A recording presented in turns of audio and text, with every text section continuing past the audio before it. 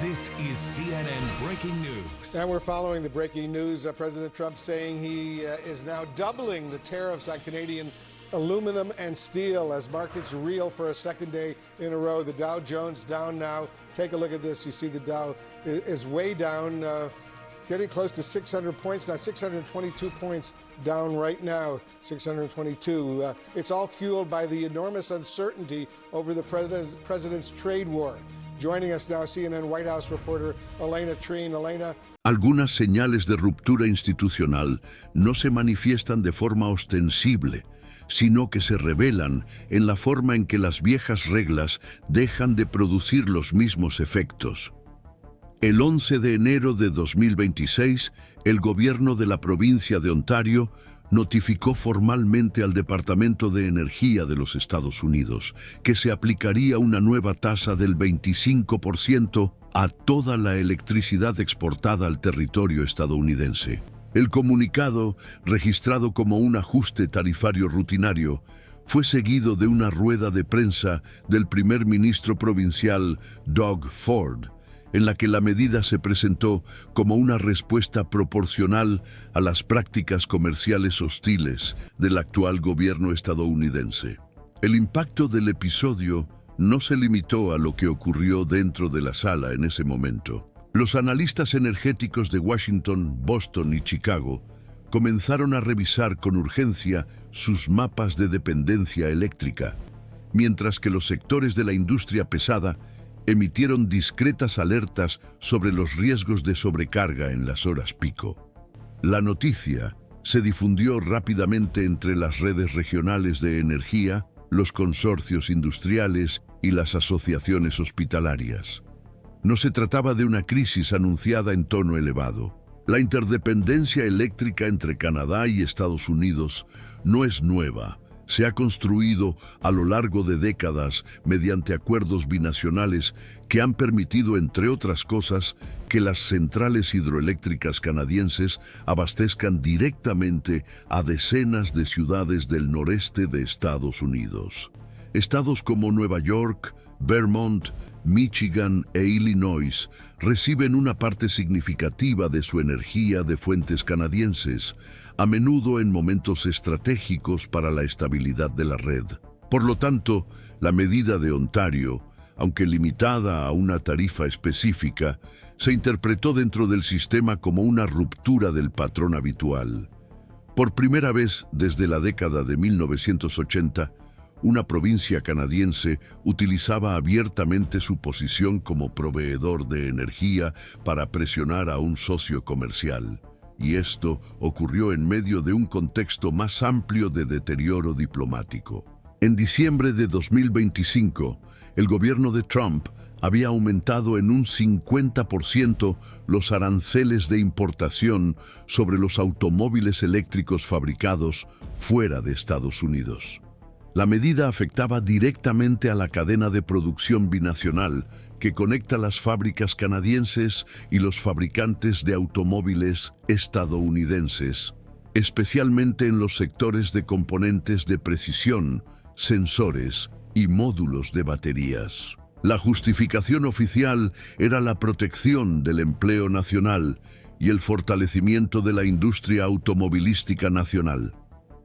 Pero para Canadá, la medida se interpretó como una afrenta directa, no solo por las pérdidas económicas inmediatas, sino por la señal política de que Washington ya no reconocía la simetría estratégica entre los dos países. La respuesta, inicialmente limitada a notas diplomáticas y reuniones técnicas, comenzó a hacerse pública con la iniciativa de Ontario en el sector eléctrico. Sin embargo, la escalada no se detendría ahí. El mismo día del anuncio de los aranceles, el primer ministro de Canadá, Mark Carney, concedió una entrevista junto a representantes del sector agrícola y energético, en la que afirmó que el país no será tratado como una extensión territorial de la política industrial estadounidense. El tono fue moderado, pero el contenido era inequívoco. Carney presentó un calendario de revisión de los incentivos fiscales a los productos estadounidenses y mencionó la intención de acelerar los acuerdos bilaterales con socios europeos y asiáticos. La prensa internacional comenzó a tratar el gesto como el inicio de una nueva fase en la relación entre Canadá y Estados Unidos, menos basada en la lealtad histórica y más orientada por intereses estratégicos autónomos. Fuentes diplomáticas en Bruselas y Tokio confirmaron que se estaba dando prioridad a las negociaciones sobre productos agrícolas, semiconductores y vehículos eléctricos de origen canadiense, como forma de sortear la inestabilidad arancelaria procedente de Washington.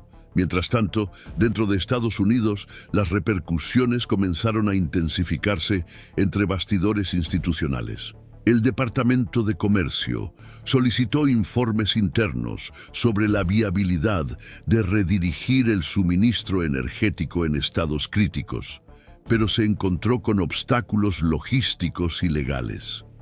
La Comisión Federal de Regulación Energética indicó que la sustitución parcial de la electricidad canadiense requeriría no solo tiempo, sino también profundas reestructuraciones en las redes de transmisión, algunas de las cuales llevan más de 30 años interconectadas. Paralelamente, alcaldes y gobernadores de estados fronterizos alertaron sobre los riesgos de desestabilización económica en regiones que dependen de la integración productiva con Canadá, especialmente en las áreas de autopartes, fertilizantes y productos alimenticios procesados.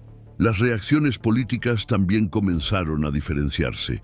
Mientras que los líderes alineados con el presidente defendieron la medida como un reposicionamiento soberano de la política comercial estadounidense, los senadores republicanos elegidos por estados industriales comenzaron a solicitar sesiones de emergencia para discutir los impactos regionales de las represalias canadienses. En una carta enviada al Congreso, la Cámara de Comercio del Medio Oeste advirtió que los aranceles ya habían generado cancelaciones de contratos y aumentos de costos superiores al 15% en algunas cadenas de suministro.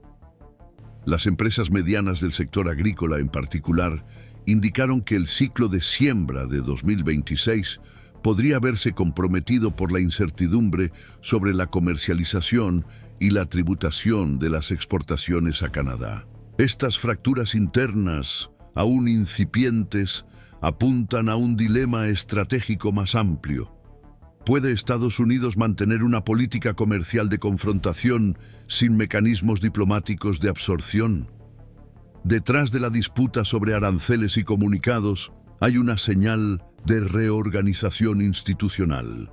Canadá no solo respondió a un gesto hostil, sino que inició una serie de movimientos coordinados en los que participaron provincias, empresas y ministerios que reposicionan al país como un actor autónomo dentro del sistema norteamericano. El uso de la energía como herramienta de presión, algo que Canadá ha evitado históricamente, indica que el gobierno de Carney está dispuesto a poner a prueba los límites de la interdependencia, no solo para responder, sino para redefinir su lógica. Y si la electricidad fue el primer vector visible de este reposicionamiento, los próximos capítulos ya apuntan a otros sectores.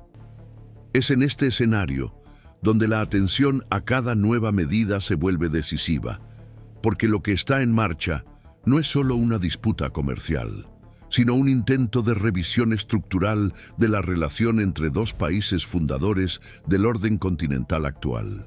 Seguir con atención el desarrollo de estas tensiones puede ayudar a comprender cómo reaccionan los sistemas institucionales ante cambios a largo plazo que, a primera vista, parecen solo variaciones técnicas. Por eso, los análisis continuos y contextualizados son esenciales para quienes desean comprender los puntos de inflexión que moldean el curso de las decisiones internacionales. Es en este contexto que el papel de las provincias canadienses pasa a ocupar el centro del tablero. A diferencia de otros modelos federativos, el sistema constitucional canadiense garantiza a las provincias el control directo sobre sus recursos naturales y una parte sustancial de la infraestructura energética. Esto significa que Ontario, al anunciar unilateralmente el recargo energético, no extrapoló sus competencias legales. La Constitución de 1982, reforzada por la jurisprudencia consolidada en la Corte Suprema de Canadá, legitima este tipo de medida siempre que esté vinculada a la administración de bienes públicos bajo dominio provincial. Este detalle jurídico, poco destacado en los análisis iniciales, tiene implicaciones significativas. La Casa Blanca no puede simplemente recurrir a los canales diplomáticos federales para impugnar la decisión. Por el contrario, tendrá que lidiar con una red institucional descentralizada, en la que cada provincia tiene relativa autonomía para decidir su política tarifaria de exportación, siempre que no viole los tratados internacionales, lo que hasta el momento no ha ocurrido. A partir de ese momento, otras provincias comenzaron a señalar movimientos similares. Manitoba, responsable de una parte importante de la energía hidroeléctrica enviada al estado de Minnesota, inició consultas internas para revisar sus contratos de exportación. Quebec, históricamente más reservada en su política exterior, convocó una ronda técnica para evaluar los impactos a largo plazo de una posible reestructuración tarifaria en el sector agroalimentario. La emergencia de una lógica federativa activa y articulada indica que el movimiento iniciado por Ontario no fue un gesto aislado. Se trata de una convergencia sistémica entre entidades subnacionales que, ante la ausencia de canales bilaterales eficaces, comenzaron a ocupar espacios antes restringidos a la diplomacia centralizada. Esta convergencia ayuda a comprender la postura del gabinete del primer ministro Carney. Desde su toma de posesión en 2024, Carney ha invertido en la construcción de una doctrina exterior basada en 3 pilares: diversificación de socios, autonomía de infraestructura y respuesta asimétrica a acciones unilaterales. En sus discursos ante el Parlamento canadiense, el primer ministro ha insistido en la idea de que el siglo XXI exigirá países medianos con pensamiento estratégico, no solo alianzas automáticas con superpotencias. Este razonamiento se tradujo en proyectos a medio y largo plazo que, a primera vista, parecían solo planes de modernización logística, pero que, a la luz de la actual escalada, revelan su función de reequilibrio geopolítico. El proyecto Trans Mountain, por ejemplo, que amplía la capacidad de transporte de petróleo a los puertos del Pacífico, elimina el cuello de botella logístico de Houston y crea nuevas rutas directas a Asia. El proyecto Aurora, destinado a la licuefacción y exportación de gas natural a Japón y Corea del Sur, consolida la presencia canadiense en mercados de alto valor añadido, sin depender de los corredores estadounidenses.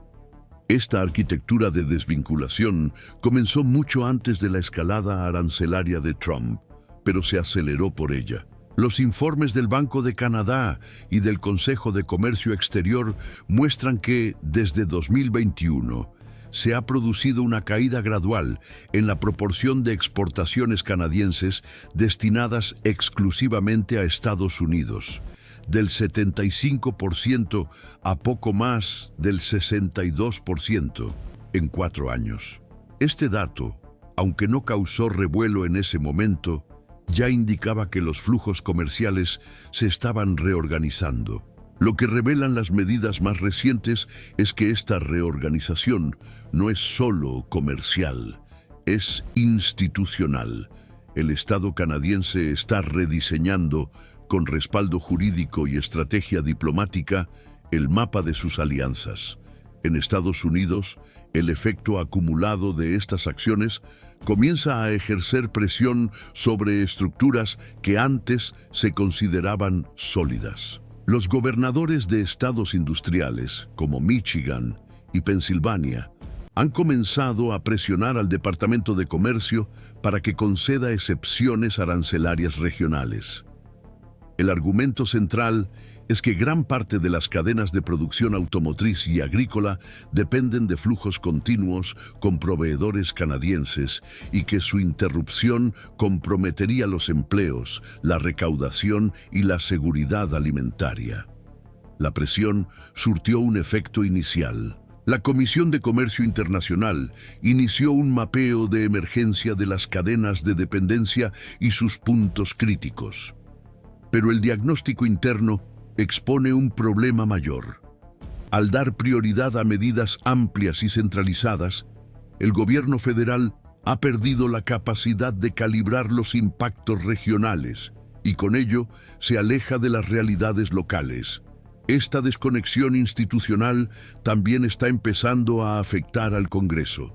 Las audiencias públicas, convocadas por las comisiones de Comercio y Energía, revelan divergencias entre los legisladores del mismo partido sobre cómo responder a la postura canadiense.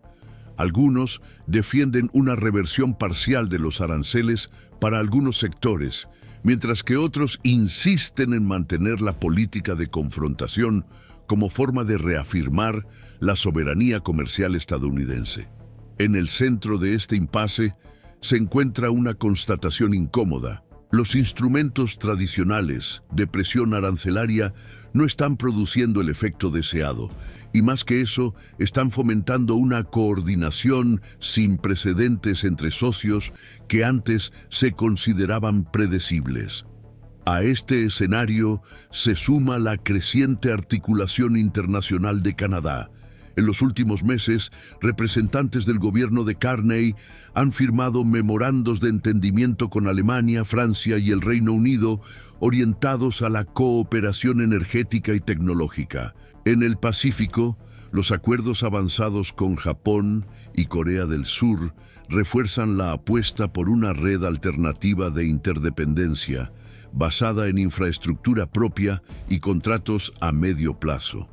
El punto común entre todos estos acuerdos es la cláusula de no subordinación. Todos establecen explícitamente que las partes mantendrán su autonomía tarifaria y regulatoria frente a las presiones externas.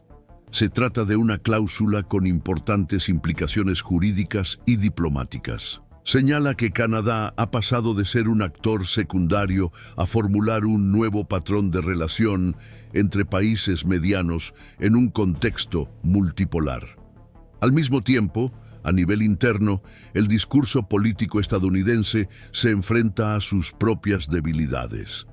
La insistencia en la retórica de que ninguna nación se beneficia más de nuestra generosidad comienza a encontrar resistencia en los sectores empresariales y sindicales. Los líderes industriales advierten que la falta de previsibilidad está erosionando los márgenes operativos.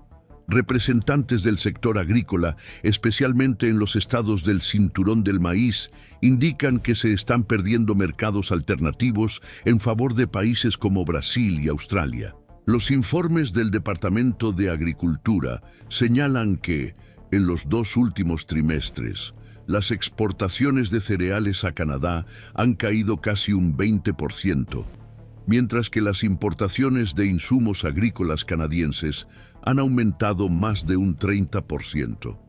La asimetría revela una fragilidad estructural.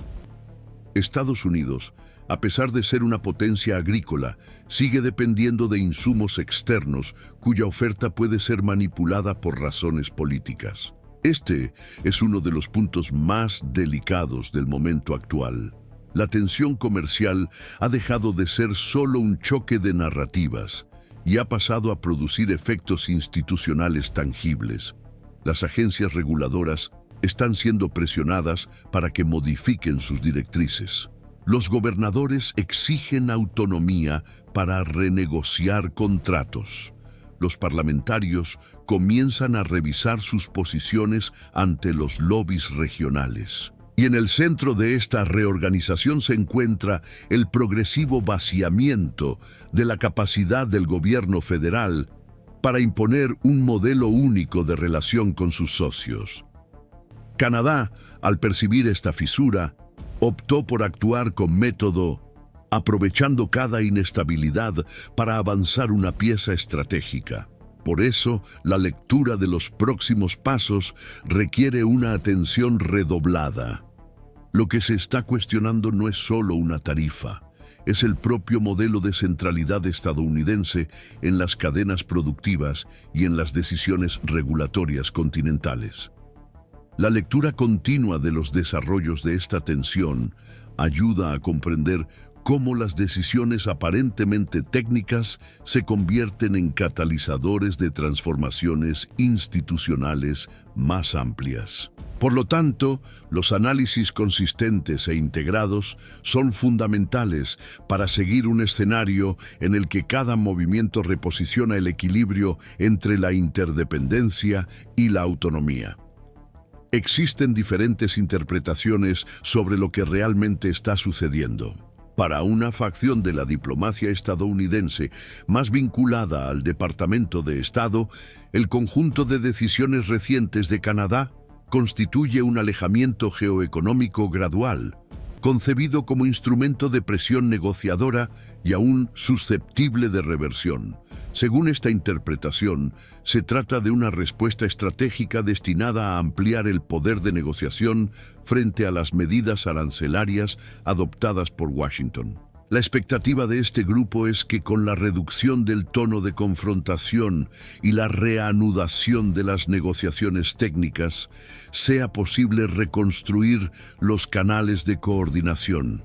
Desde esta perspectiva, las acciones canadienses estarían cuidadosamente calibradas, pero no serían definitivas.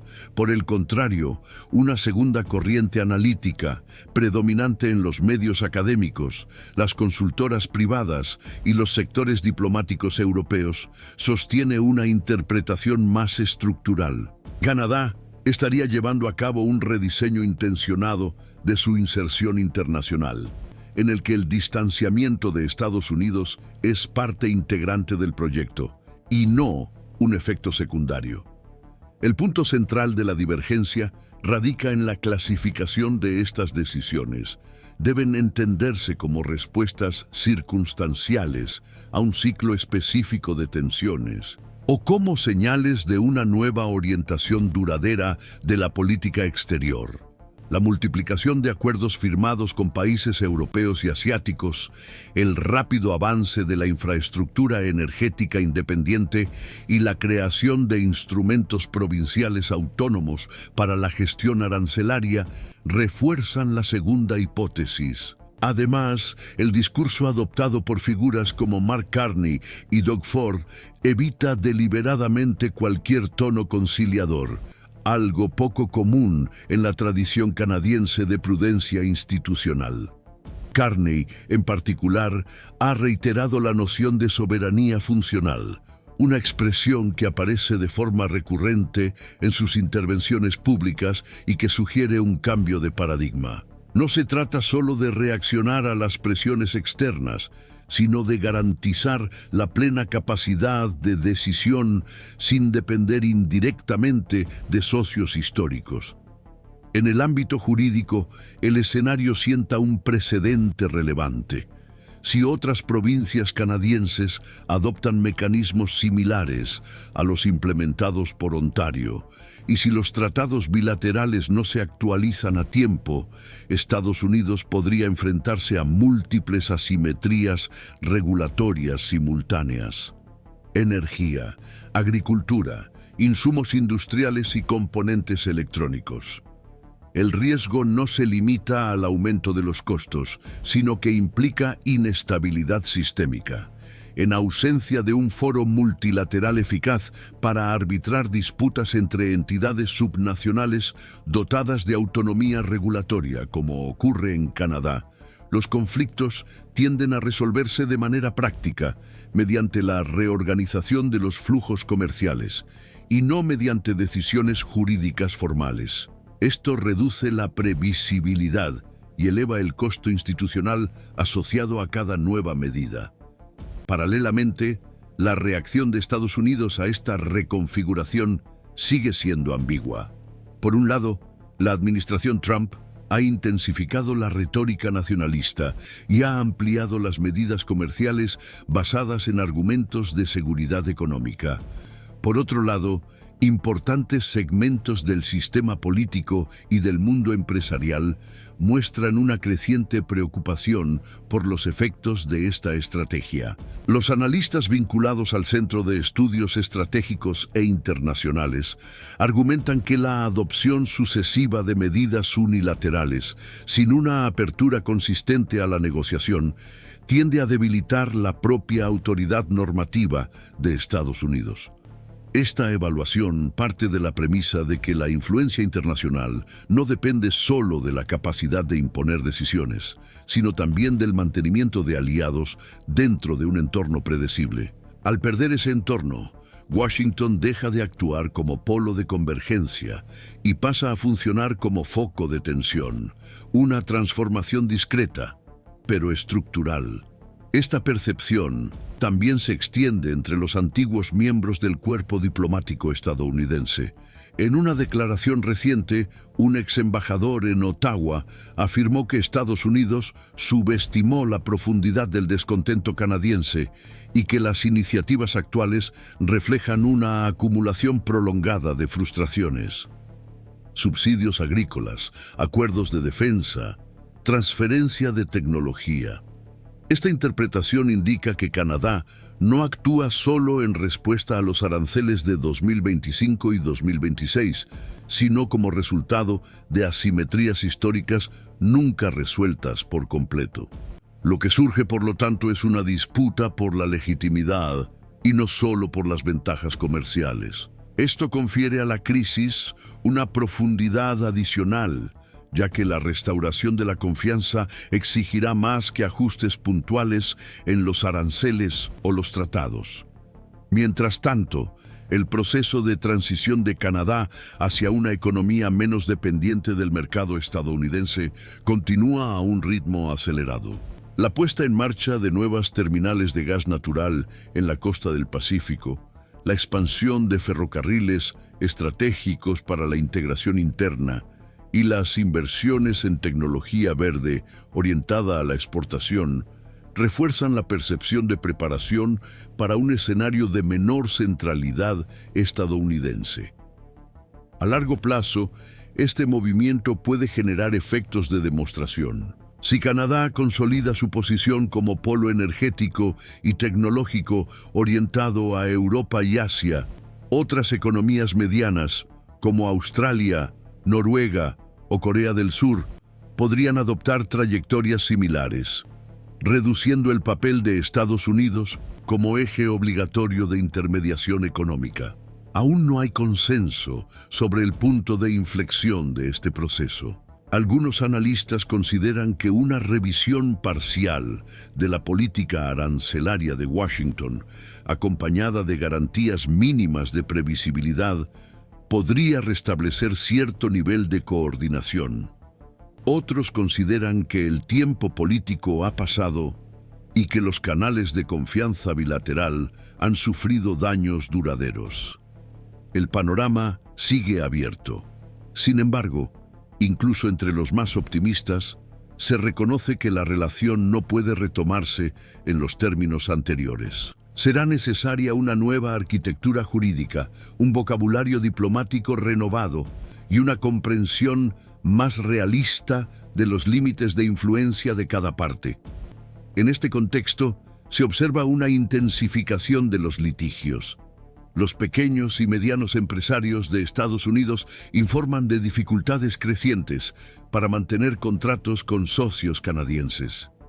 El sector agrícola señala un aumento continuo de los costes operativos. Las empresas tecnológicas comienzan a buscar proveedores alternativos ante el riesgo de medidas similares en el ámbito electrónico.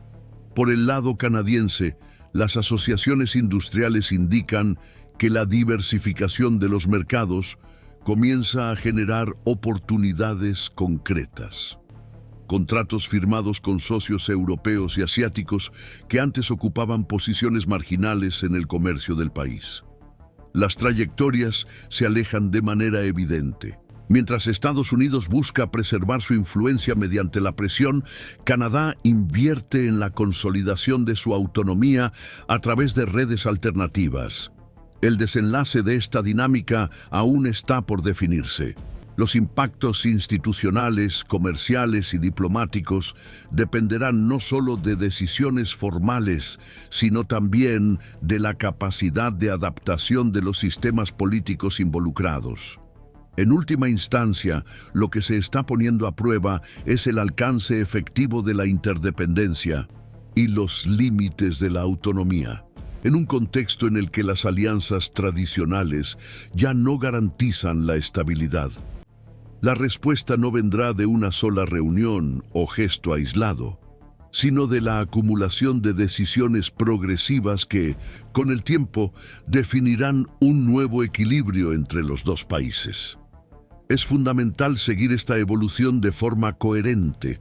Por ello, los análisis independientes, contextualizados y rigurosos siguen siendo esenciales para comprender cómo las decisiones institucionales, tomadas de forma incremental, configuran el rediseño de las relaciones internacionales.